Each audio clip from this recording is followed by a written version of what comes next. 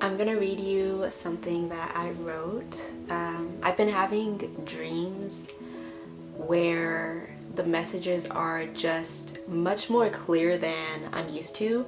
So usually I'll have a dream with a lot of symbolism, a lot of plot, a lot of just symbols, anecdotes. And my dreams are much more literal these days. I've been dreaming up songs and waking up and trying to journal about them. I'm not really doing too good at that, but this is what I wrote earlier this month. Perfection, it's not real. Real love and real commitment are made beautiful by their lack of perfection. It's continued growth, communication, patience, anger and release, pain and triggers, and healing and loving beyond expectations, emotions, and requirements. What happens when you meet on the road to the come up? Are you about love or about chains? Because that guy with the chains might do you dirty, and if not, what are you going to do when his value drops? Are you a real shawty or are you chasing a dream? Broken hearts and faking love in the in-betweens. And so it was really this dream where I was with my current fiance and I knew that someone was going to come in and interrupt what we had.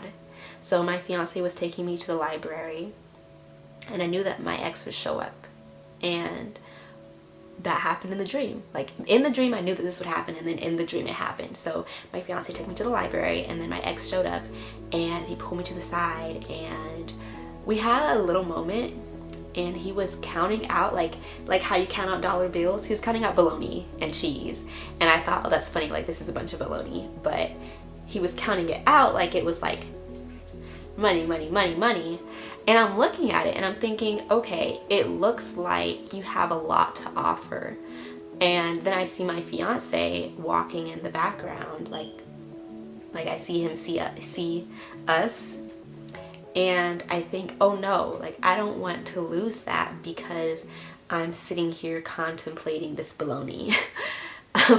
See, I would, like, it's very literal.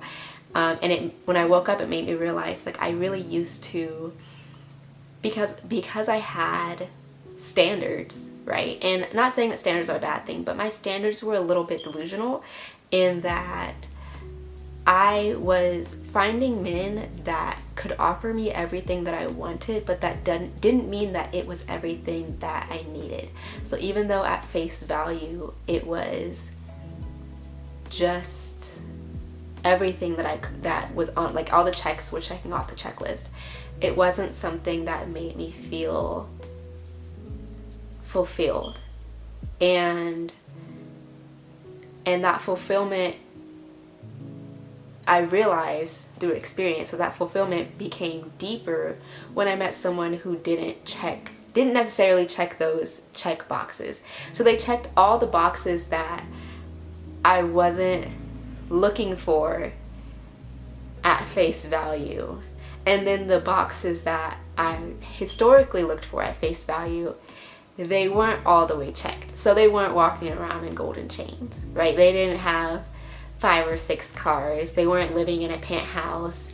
They weren't just, like that Hallmark charming prince. But when I'm with them, I feel endless healing, not just with myself, but I feel like I'm also responsible for their healing. And we take responsibility for each other in the most non-toxic and authentic way. And it's so wild that I'm even talking about this because I don't think this is what this video was even supposed to be about.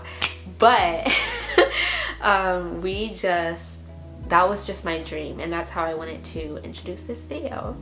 I'm gonna do a little bit of a pause so that I can make sure that I am staying on topic with what I was even about to record about.